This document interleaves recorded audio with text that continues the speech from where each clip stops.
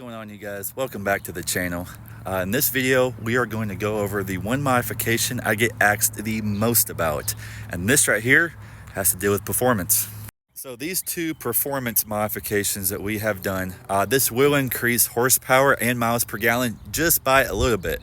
A lot of people like to talk big and say that it's going to increase it by 7 to 8 by 75%, and actually it doesn't, but it will increase it and make it noticeable for even you. So let's just take a look at it. So the first mod is actually located inside the cab. A lot of people don't recognize or have ever heard of this, but it will help a slight bit. This is called the Idrive. Now the Idrive has to deal with sports performance. This right here actually gets connected. It's got a wire that gets fed down through the back side of this dash part here, and then up and into the accelerator. There is a connection right here, as you can see, that I have zip tied and connected it right here. It's actually a Y, so you get connected to the iDrive and also the accelerator pedal. Now what this right here does is it actually takes the thinking portion out of your vehicle when you are sitting at a stoplight and you're wanting to get on with your life, and it just sits there and hesitates for a bit because of all the weight that's having to pull. This right here will actually take it away. So let's just go through the options here about what all comes with this iDrive. So when you turn the vehicle on, you will get this as your first option. This right here is actually just like regular mode. It doesn't have anything to do with it. No sports, no sport plus, city, or eco mode. So basically you're getting the same kind of fuel mileage as you would if you didn't even own the iDrive. So if you click mode here, you will get sent to E9. E9 is basically like an eco mode. So this right here is like fuel efficiency. It helps with, and also just overall miles per gallon. If you go to the U9 is actually the sport mode. This right here will take it to like a lot of like Pedal Commander and Pedal Monster. They actually have the sport plus modes, and this right here is basically just the sport option. This right here would take the thinking out of the accelerator pedal and just help you increase the RPMs quicker and faster. So there's a quicker response with the U9. AC here is kind of like city mode. It helps your acceleration a little bit, but overall it's still focusing on your miles per gallon. And then you get taken back to the first option, which is just your dotted lines, which basically gets you out of all of it. So basically all you're worried about is the mode options. So you have the normal option, the eco option, the sport option, and you also have the AC option, which is basically like your city type deal for it. We will drive and demonstrate the iDrive to you in just a second, but before we do that, we need to introduce to you guys the second mod, so you know exactly what all goes into this at the exact same time when we're driving. But this one right here, I feel, is the most important. And just before we show that to you, the iDrive is not a necessary need in order to get, but with this truck does not come with the Sport Plus option or the Sport package. This is the LT model, but sadly does not come with a sport option because it is a Trail Boss. So we added the sport to it just because we're getting a lot of lag off the line, and it took a whole lot for it to pick up and gain speed, and then the RPMs would just slowly shoot up. This right here will get you up to speed way quicker, way faster, and you will definitely notice a slight sound in your exhaust. My exhaust, the first time I did it, actually got a deeper sound. Now don't take this out of proportion and say it's gonna be the deepest sound, the best sounding exhaust out there. You do have to do modifications to your exhaust system, but if you've already done it, this right here will just help it even sound even better.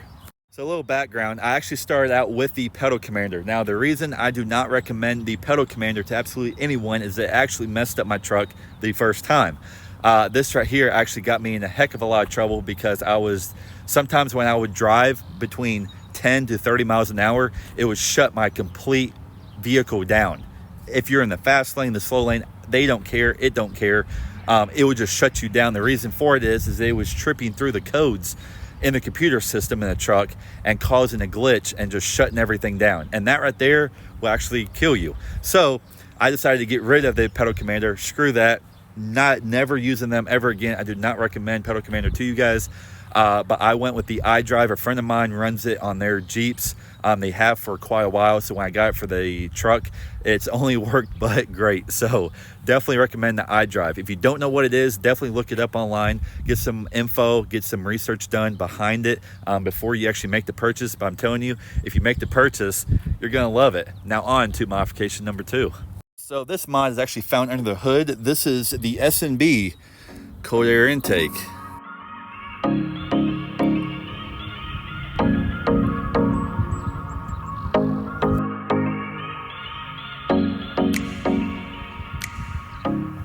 So this S&B cold air intake actually opens up a heck of a lot more opportunities for you.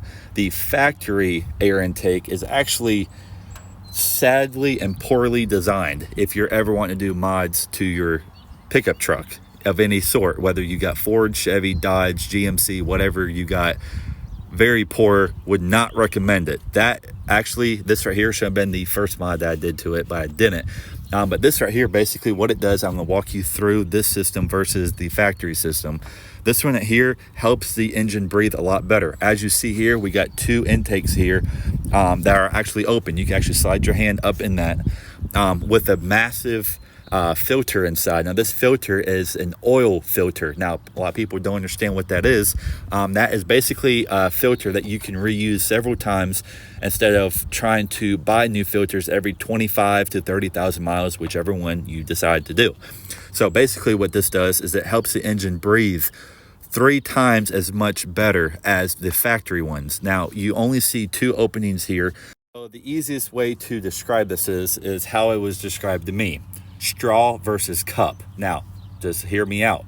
So when you're drinking through a straw versus just an actual cup, as you can tell, you can only get so much water out of that straw versus just drinking out of a cup.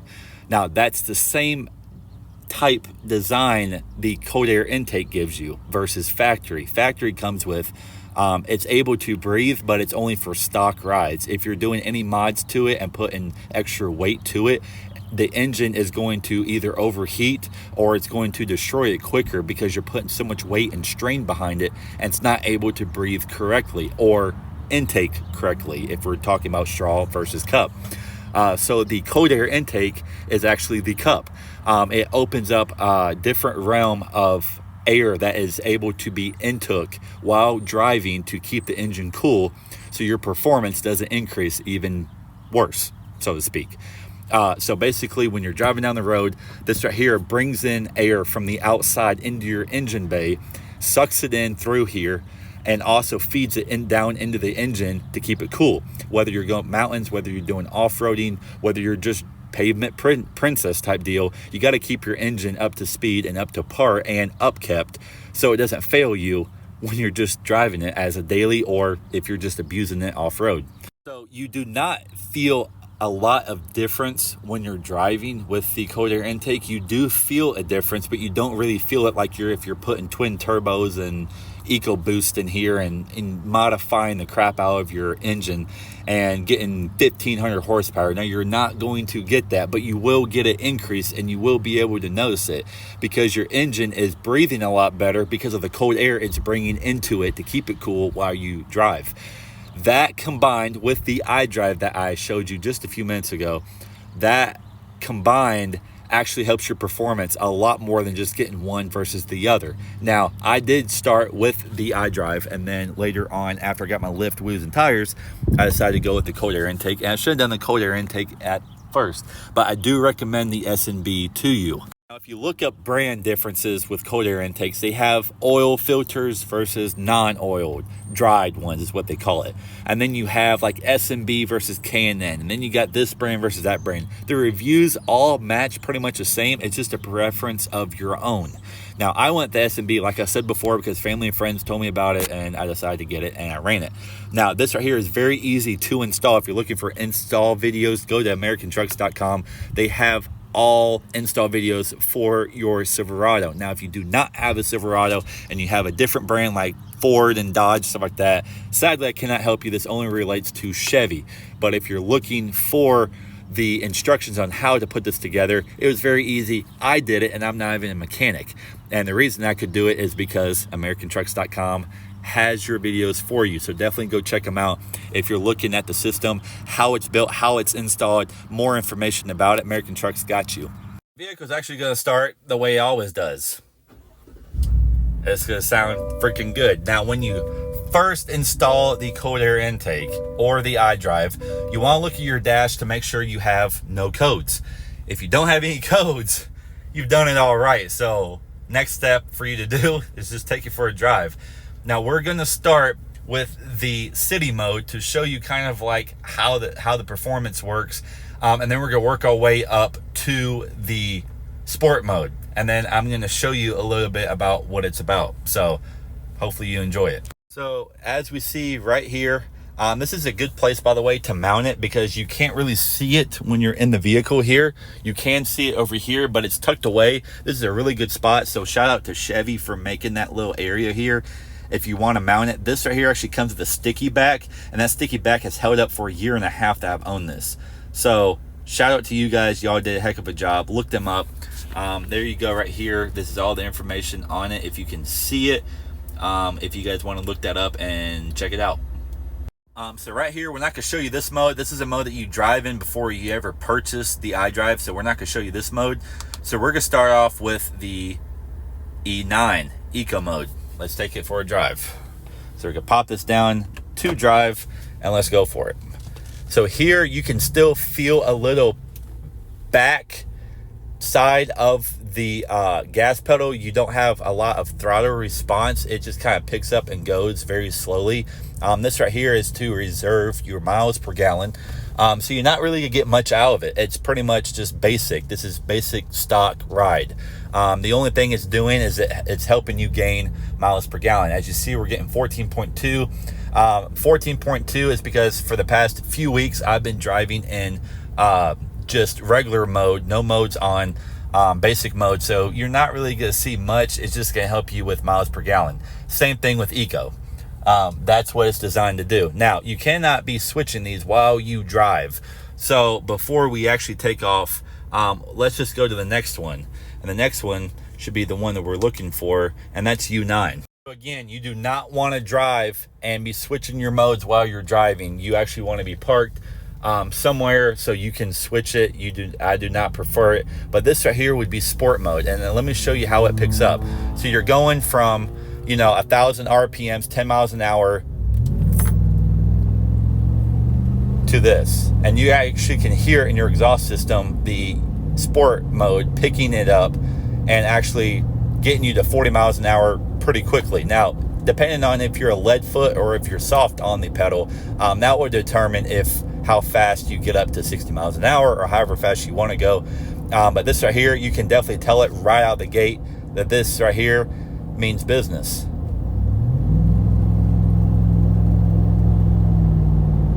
And it just shoots your RPMs up. And like I said, I haven't hit past 2,500 because I actually haven't been trying a whole lot, but you can shoot your RPMs up very quickly because, sport mode, I mean, it's just a play mode to me. And the other thing too is before we pull over here and switch modes, the one thing that you're going to notice too is when you get home, you don't have an engine or a transmission that is overheating on you very much because of the fact of you have the cold air intake. And the cold air intake, you can feel it when you are in sport mode because it opens up and it's able for the engine to breathe and adjust itself to the sport that you're in. So when we come down here and we switch this back to AC, I believe it is, which is basically city mode, you are now back into the groove of, it gives you a little bit off the line, but it's more about miles per gallon again.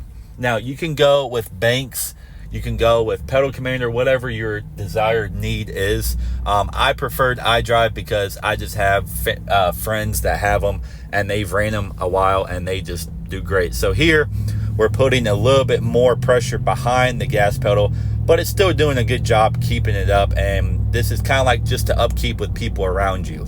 If you're wanting to beat somebody off the line, I'd definitely go U9 on that. But yeah, if you're wanting to just use this as your daily, I would definitely recommend either the AC mode or the eco mode.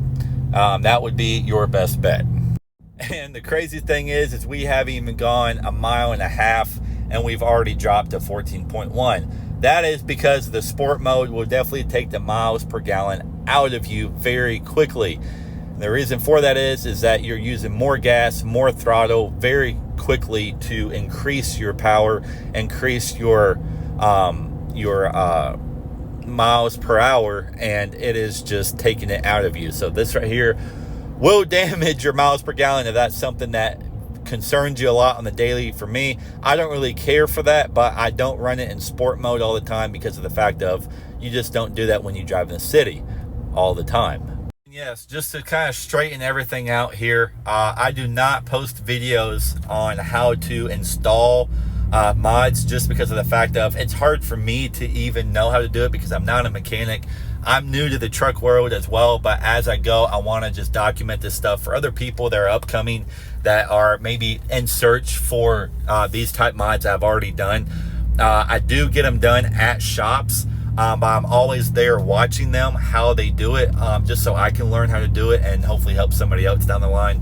But this page is just kind of show you guys the mods that I have done to my truck and hopefully help somebody out there. So that's the whole point of making these videos for you guys, and hopefully they're helpful. So with that, that kind of concludes the video. I know this has been short. There's not a whole lot of demos to give you on both of these, but it's just to explain to you the importance of keeping up with your performance side while you do all the other modifications to make your truck bigger, wider. It's definitely good to at least have those two modifications. Now I can put more money into my mods and get cams and, you know, get more whatever to increase my engine bay, as in like performance wise, but I don't do that because this is not a sports car and I don't care for it to be the fastest truck on the block. Now if you're running leveled with 33s and you want it to be very quick, then get twin turbos. You know, get the cold air intake and be 1500 horsepower all day, every day, beating everybody off the line. But for me, it's not about that. It's just about having a nice truck that is tall and wide. So those are the only two mods, sadly, I have done for the performance side of the truck. Probably the only two, unless I get more into performances. But yeah, I don't see that in the near future. Now, I'm just saying that for the people that do have the big trucks, definitely look into the cold air intake, S&B, K&N, they're all good brands. And also the Idrive. If not the Idrive, definitely go with the cold air intake. You cannot miss on that. It's a heck of a lot better. When I pulled out the factory one, it just looked cheap. It felt cheap. It is cheap. It just doesn't help your performance at all. It just has so much lag when you're trying to drive once you get the lift and the bigger tires. Depending if you're doing 35, 37, 40, 44s, 38s, whatever you want to run, it just sucks and it kills your truck. And you don't want to kill the number one thing that keeps your truck running, and that's your engine. So I know I haven't been posting a lot of YouTube videos for you guys lately, but there's a lot of things in the making, a lot of things that we are going to be showing you guys here in the next week to 2 weeks, and you guys do not want to miss it. So definitely stay tuned. If you haven't liked or subscribed, definitely keep up with what's being put out there for you guys. We're only making content to help you guys if you guys are new to the truck world, so definitely stay tuned for that. But yeah, with no further ado, until then, all I gotta say, peace.